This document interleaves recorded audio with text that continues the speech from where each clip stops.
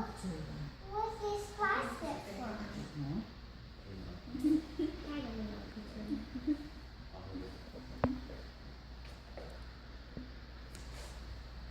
See, I couldn't get it with a light. Then yourself. She's supposed to get credit, not thrown out. It got me. Imagine being 20 weeks pregnant and spontaneously miscarried due to coming down with the H1N1 flu virus. An Arkansas woman has now lost her life and the life inside her because she put off getting her flu shot. Her doctor advised her not to get the shot until after her first trimester. CDC recommends that any pregnant woman should get a flu shot to protect against serious complications as soon as the yearly vaccine becomes available in her area. Women can receive the flu shot at any point during their pregnancies, regardless of trimester. Vaccinations are a strong issue to me because I have children.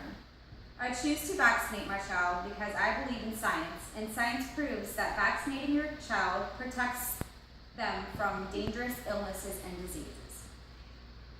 Parents who choose not to vaccinate their children are putting them at risk for numerous illnesses or death. In my slideshow, I have different diseases. The measles is a viral respiratory infection, and according to UNICEF, it killed over 500,000 children in 2003, more than any other preventable disease, preventable vaccine disease. Pertussis is a whooping cough, can cause pneumonia and death. According to the CDC, worldwide, it is estimated that there are 16 million whooping cough cases and about 195,000 pertussis deaths in children per year. Polio is a viral infection of the nervous system that can cause crippling paralysis. Polio used to be very common in the United States and caused severe illnesses in thousands of people each year before polio vaccine was introduced in 1955. Every year, children continue to die or get very ill due to not vaccinating. The CDC states that before the middle of the last century, diseases like whooping cough, polio, measles, and rubella hit hundreds of thousands of infants, children, and adults in the U.S.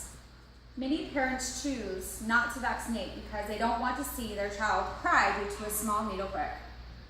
But can you imagine the suffering your child will experience if he or she contracts a serious disease that could have been prevented? An unvaccinated child faces lifelong differences that could potentially put him or her at risk. Every time you call 911, ride an ambulance, or go to a doctor, you must alert medical personnel of your child's vaccination status so he or she receives distinctive treatment. Unvaccinated children can require treatment that is out of the ordinary. Medical staff may be less familiar and less experienced with the procedures required to appropriately treat your child. Not only is the child at harm, so is the medical professional. That child may have TB and an infectious bacterial disease characterized by the growth of nodules in the tissues, especially the lungs. This can be passed as easily as a cough. Consider this. According to the CDC, 92% of measles cases in 2013 were in unvaccinated people. The largest outbreak in 2013, for example, was in a community of ultra-Orthodox Jews in Brooklyn, whose religious beliefs disallow vaccinations. Another major outbreak in Texas occurred among members of the Eagle Mountain International Church, where Pastor Terry Pearsons preached her belief that the mumps, measles, and rubella vaccine can cause autism. There has been dozens of studies and reports that have found no link between MMR vaccine and autism. The World Health Organization current estimates in 2015 that are 1 million children suffering from TB worldwide, and that more than 136,000 die each year. Each day, up to 200 children die from TB, which is a preventable disease, and over 500,000 children fall ill with TB each year and struggle with treatment that is not child-friendly. Childhood TB is often missed due to non-specified symptoms and difficulties in diagnosis. The CDC claimed that BCG, or Bacilla calmette-guerin, is a vaccine to prevent TB disease. BCG is used in many countries to prevent childhood TB disease. However, the BCG vaccine is not generally used in the United States because of the low risk infection with TB bacteria and the variable success of the vaccine. Children who are not vaccinated put not only themselves at risk, but also increase the danger for others. We as parents must work together to protect ourselves from one another, from serious illness, and make these diseases increasingly rare. Some people believe you do not need to vaccinate your baby because so many other people have their vaccinations.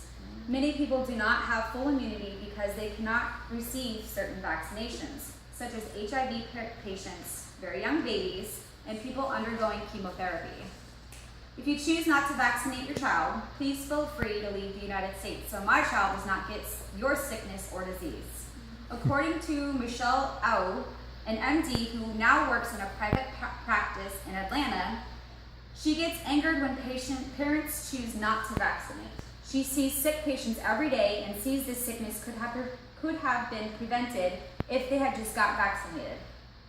It is important to keep vaccinating because even though it may seem like the U.S. is disease-free, it does not mean that it cannot slip through the gap.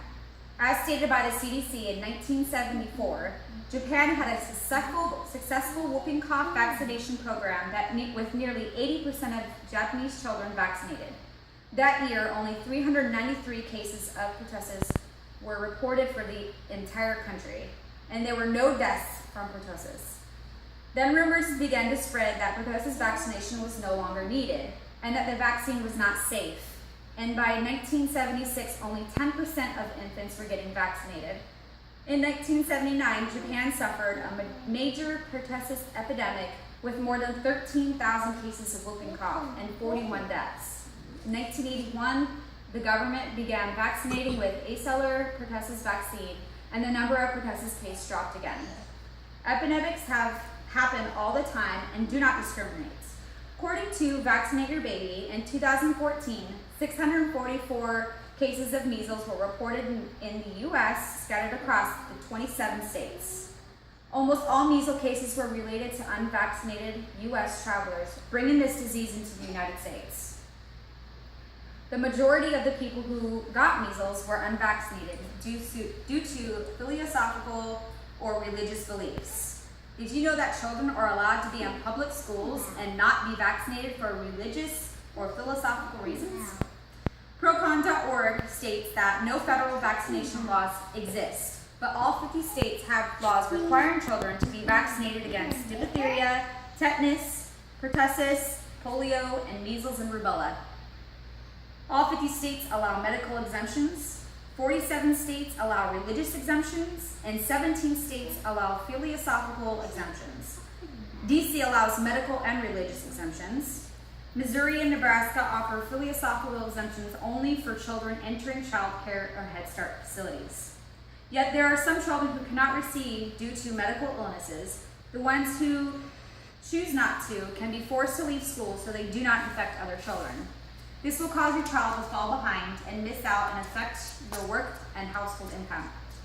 Many children continue to die and get severely ill due to negligent parents not vaccinating their children. We as parents must learn how to protect our children and ourselves. And the only way to do this is to push friends or neighbors to vaccinate. The diseases that vaccines prevent can be dangerous or even deadly. Vaccines decrease the risk of infection by working with the body's natural defenses to help it safely develop immunity to disease. While vaccines are very effective at preventing disease, no medication is 100% effective. Most people who do get full protection from disease, a very small percentage of people who are vaccinated may not get full immunity from the disease and may still be susceptible if exposed. There are so many diseases out there spreading so easily. So I urge you, for your family and my family's life, please vaccinate your child. Don't wait until it's too late. Very good. You did good. Hi there. Yeah.